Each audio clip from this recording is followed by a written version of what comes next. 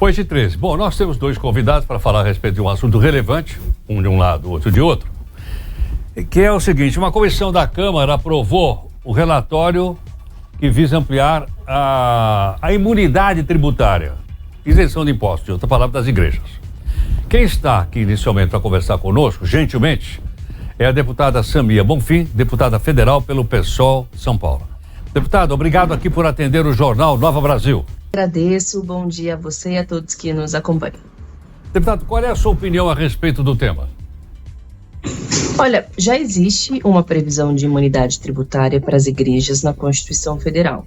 Diz respeito, por exemplo, ao pagamento do IPTU, para que os templos não precisem pagar impostos, considerando que, bem, o direito e a liberdade de culto, de exercício da fé.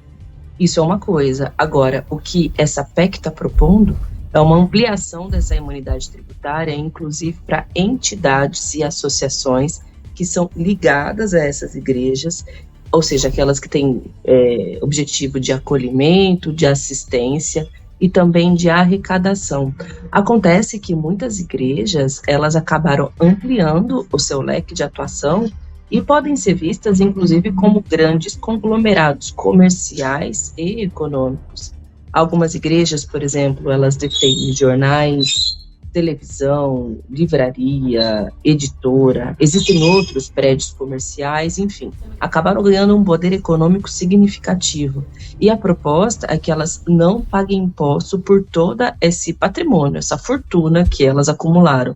Não me parece justo e adequado. Primeiro, porque a gente hoje no Brasil discute novas formas de arrecadação de impostos, de criar mais justiça tributária, e isso vai significar privilégio para um setor que é também um setor econômico, em detrimento de outros. Não está explícito no relatório, por exemplo, qual é o impacto financeiro que isso vai ter para o país. Algumas pessoas apontam que pode chegar a 10 bilhões de reais. Opa, acho que perdemos contato com a deputada. Deputada, você me ouve ou não? Ouço bem. Isso. Então, deputada, chegaria a 10 bilhões de reais, então, essa... Perfeitamente.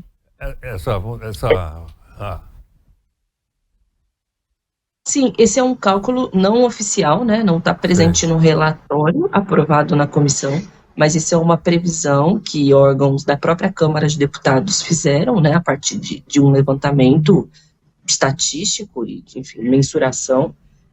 Isso significa que são 10 bilhões de reais a menos nas áreas sociais, como saúde, educação, assistência e tantas outras. Por isso, me parece mais uma medida que tem uma visão política de agradar lideranças religiosas, agradar um público mais ligado organicamente a essas igrejas, do que uma medida que, de fato, tenha um impacto positivo para a população brasileira. É por isso que eu votei contra na CCJ e quando o texto chegar em plenário, que deve ser em breve, também me posicionarei contra. Agora, deputada Samia Bonfim, deputada, isso essas entidades não prestam serviço público, também não socorrem a população e por esse motivo estariam isentas de pagar imposto? Sem dúvida, elas prestam um serviço público, socorrem a população. Acontece que há uma série de outras entidades que também socorrem a população brasileira e nem por isso deixam de pagar, por exemplo, impostos como água e luz, que é uma das possibilidades dessa PEC, através de um modelo chamado cashback, ou seja, que é o retorno desse dinheiro para a conta corrente daquele que detém o CNPJ. Sem contar, Heródoto, que muitas vezes há outras empresas, e aí sim são mais explicitamente empresas como editora, uma rede de TV, enfim, algum aparelho de imprensa, que está relacionado a esse CNPJ dessa entidade assistencial ou de prestadora de serviços. E essa imunidade tributária também vai se estender a ela. E, evidentemente, essas outras empresas, elas não têm explicitamente uma atividade somente religiosa. Se trata de uma arrecadação de recursos, é uma atividade comercial, para outros fins, inclusive, que não somente religiosos, se a gente for considerar, por exemplo, uma empresa de TV, de rádio, um jornal, trata também de outros temas que extrapolam a temática da religião. Por isso que não me parece adequado, assim, significa privilégio tributário, no meu ponto de vista, para uma empresa, para um grupo político e comercial, em detrimento dessa arrecadação que pode ser muito útil para áreas sociais. Referido ao Grupo Record?